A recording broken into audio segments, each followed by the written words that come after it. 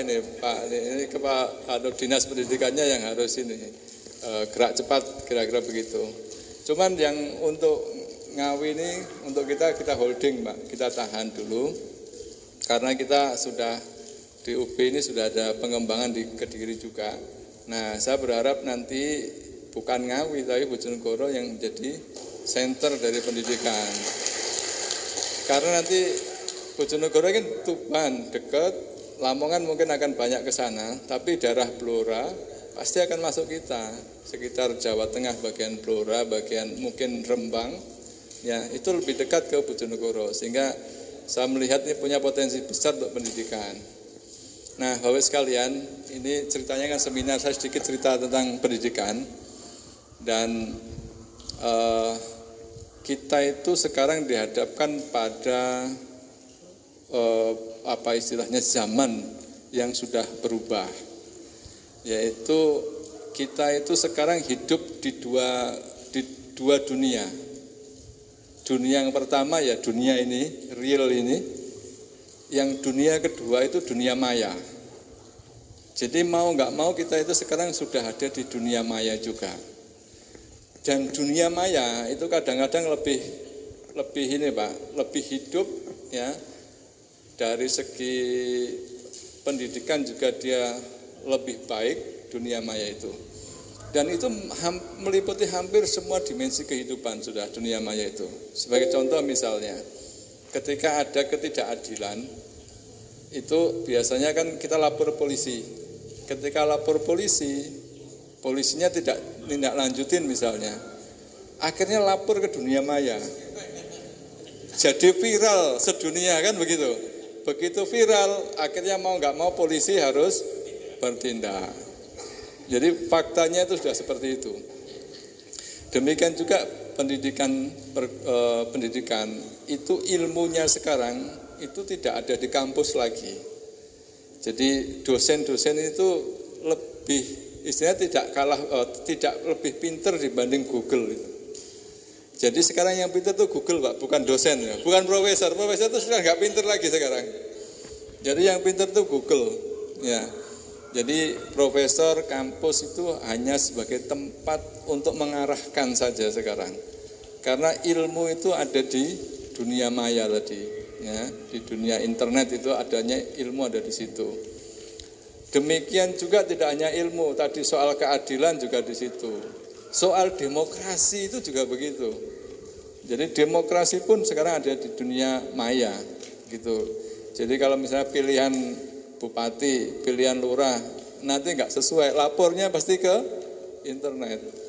Jadi kira-kira nanti ada jadi bupati, tapi bupati versi dari dunia maya, kira-kira begitu.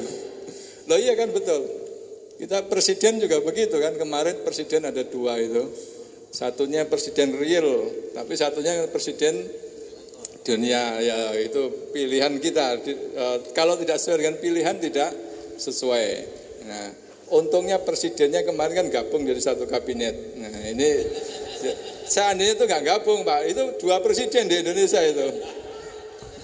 Kira-kira begitu. Nah ini artinya apa Bapak Ibu, bahwa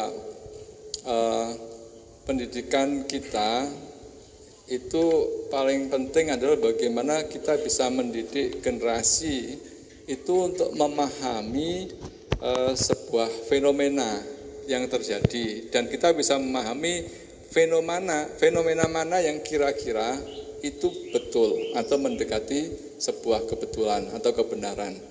Sebab kalau kita sudah terlalu terpaku pada dunia maya, maka dunia maya ini kita kadang-kadang kalau nggak bisa memfilter, tidak tahu mana yang informasi itu betul dan salah. Sehingga kita terjebak pada dunia yang hoax.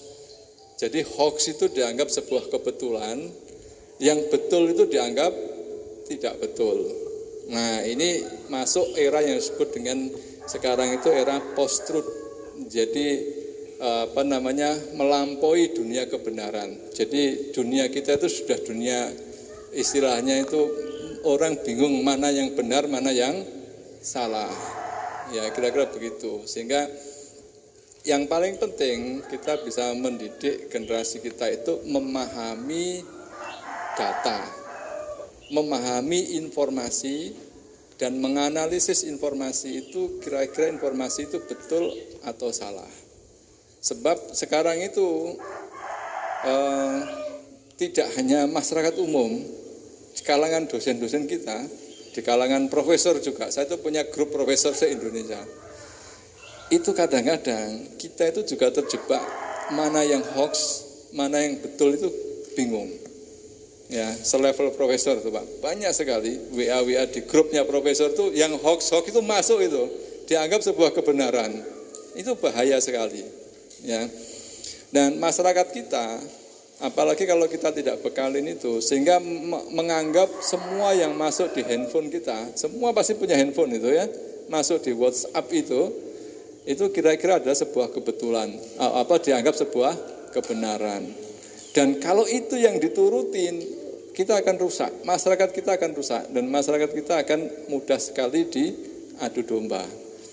Jadi sebagai contoh, negara-negara misalnya Syria, ya, kemudian negara sekarang Yaman, kemudian Libya, Jordania, dan beberapa negara sekarang masuk negara-negara Amerika Latin, itu masyarakatnya itu dihancurkan itu melalui pesan dari handphone. Karena dari pesan dari handphone itu kan orang sekali bisa membuat sebuah informasi seperti berita, seakan-akan berita itu betul. Nah, akhirnya masyarakat kita itu terbentuk menjadi perubahan psikologi. Perubahan psikologinya bagaimana? Bahwa masyarakat kita itu menganggap apa yang dianggap betul itu kalau sesuai dengan pikirannya. Kalau ada informasi apa saja, kalau menurut pikirannya dan keinginannya itu sama, dianggap itu adalah betul. Nah, itu menjadi masalah serius itu di masyarakat kita. Nah, akhirnya apa? Akhirnya kalau informasi itu meskipun betul, tetapi tidak sesuai dengan kehendak hatinya, dianggap itu salah. Ya, dan itu sudah dibaca sama negara-negara maju.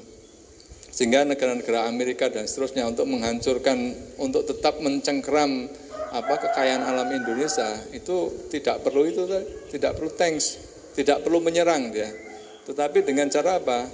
Melakukan broadcasting membuat informasi-informasi yang ada di media sosial itu kacau. Nah, kira-kira begitu. Dan demikian juga kemarin kita sempat diskusi banyak dengan Densus 88 yang terkait terorisme.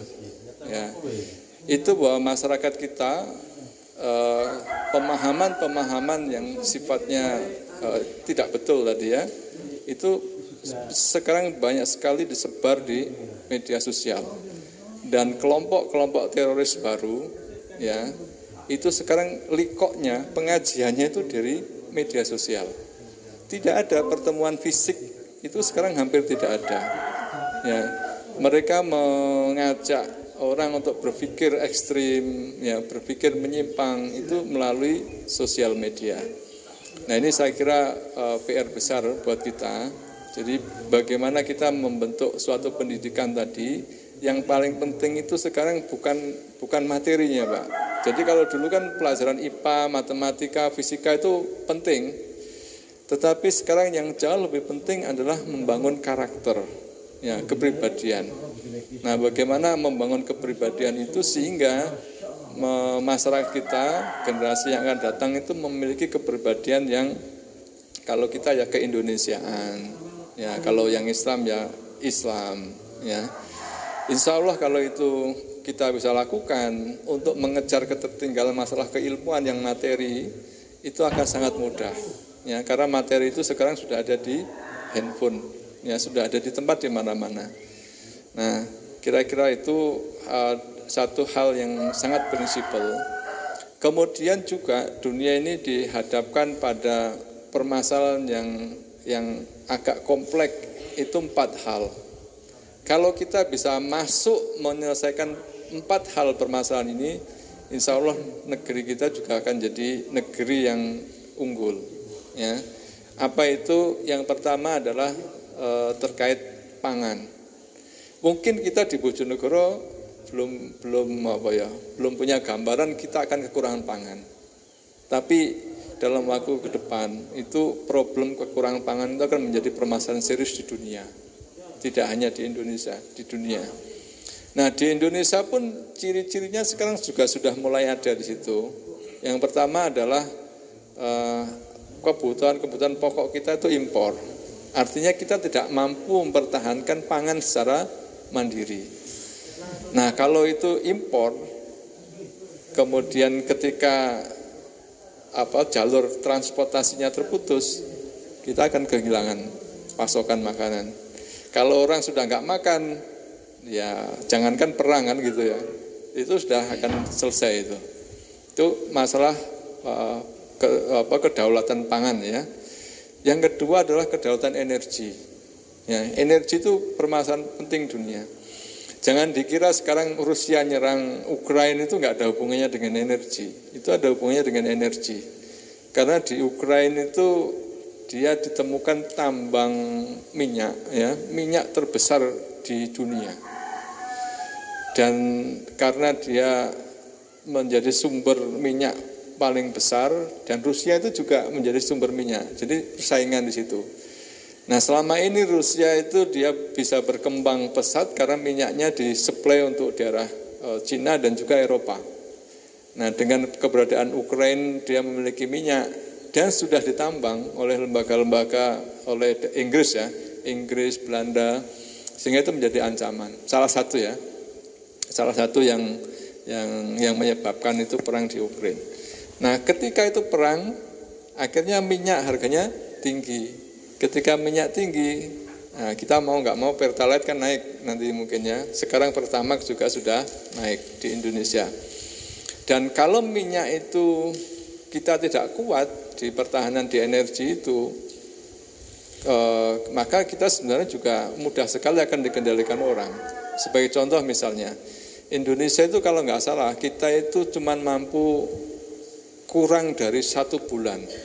Jadi kalau kita impor minyak kita itu ditutup, maka dalam waktu tidak lebih dari 1 bulan, minyak di dalam negeri itu sudah habis.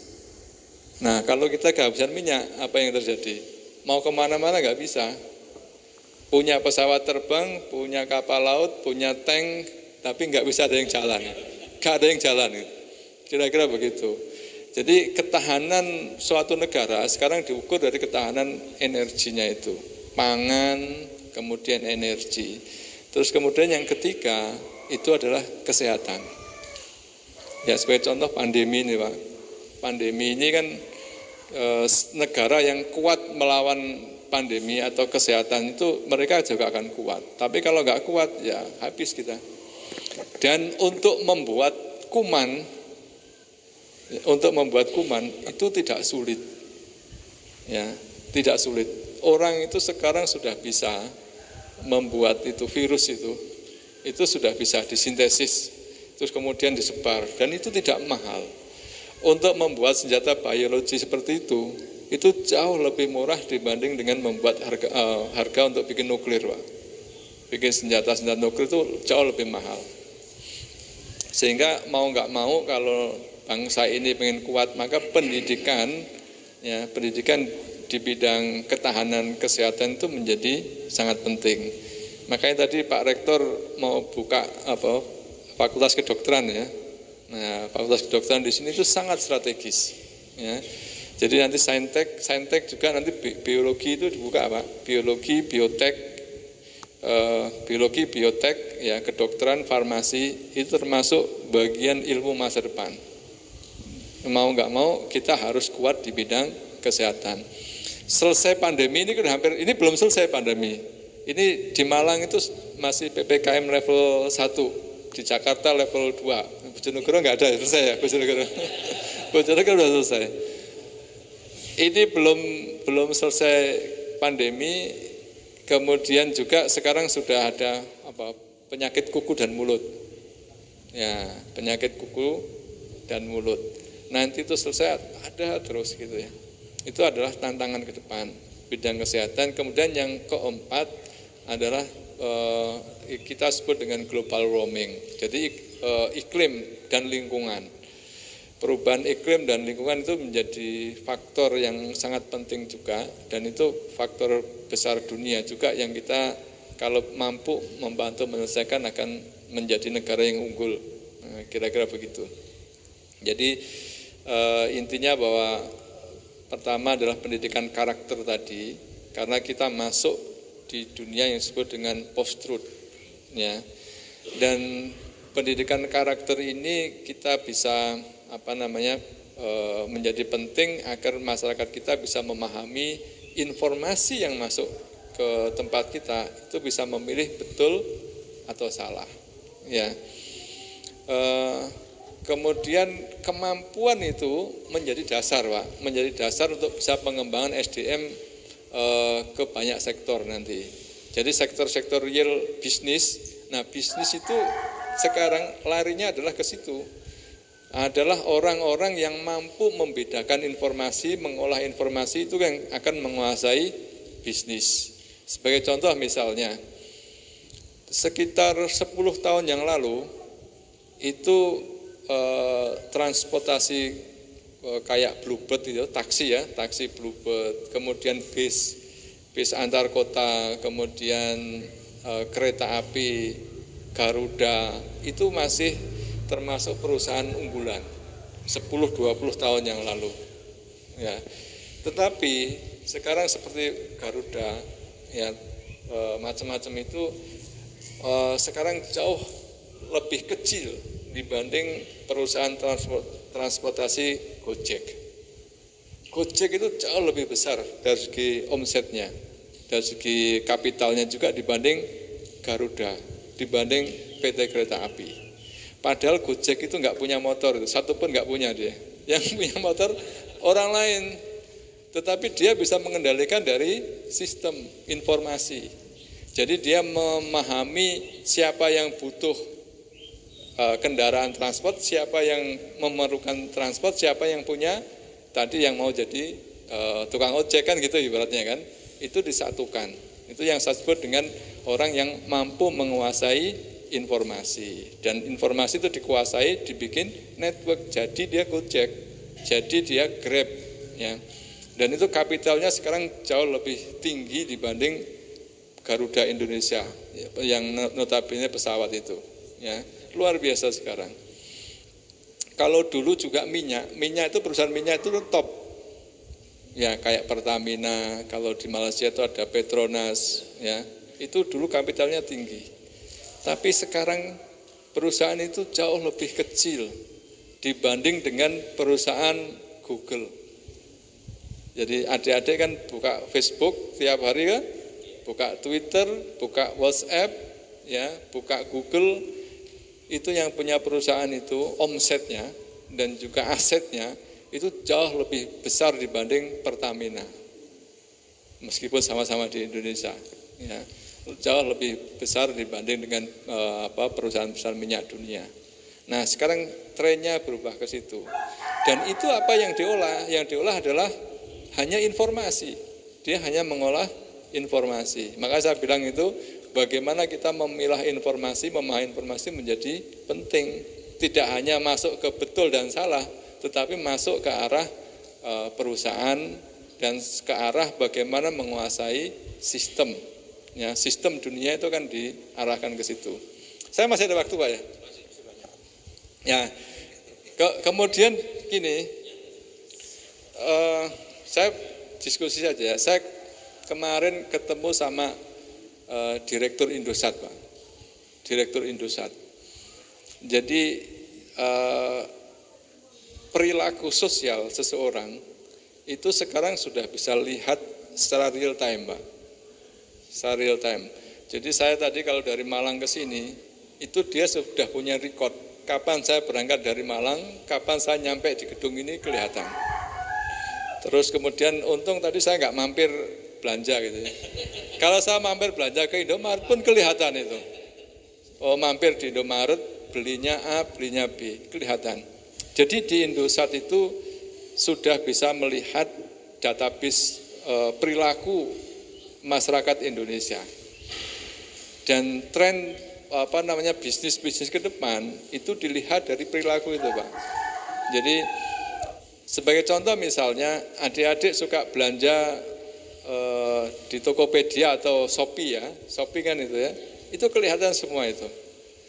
Jadi kita itu bisa melihat ini Pak Kepala Dinas. Jadi kalau punya siswa atau punya guru-guru kepala sekolah itu, ya guru-gurunya itu bisa dicek, gurunya itu benar datang ke sekolah apa enggak. Itu kelihatan itu, sangat mudah sekali gitu dilihat itu. Gurunya datang ke sekolah apa enggak, berapa kali datang, di sekolah berapa jam, itu sangat mudah dicek. Kemudian gurunya itu kalau misalnya hutangnya banyak itu dipakai apa gitu. Itu kelihatan Pak.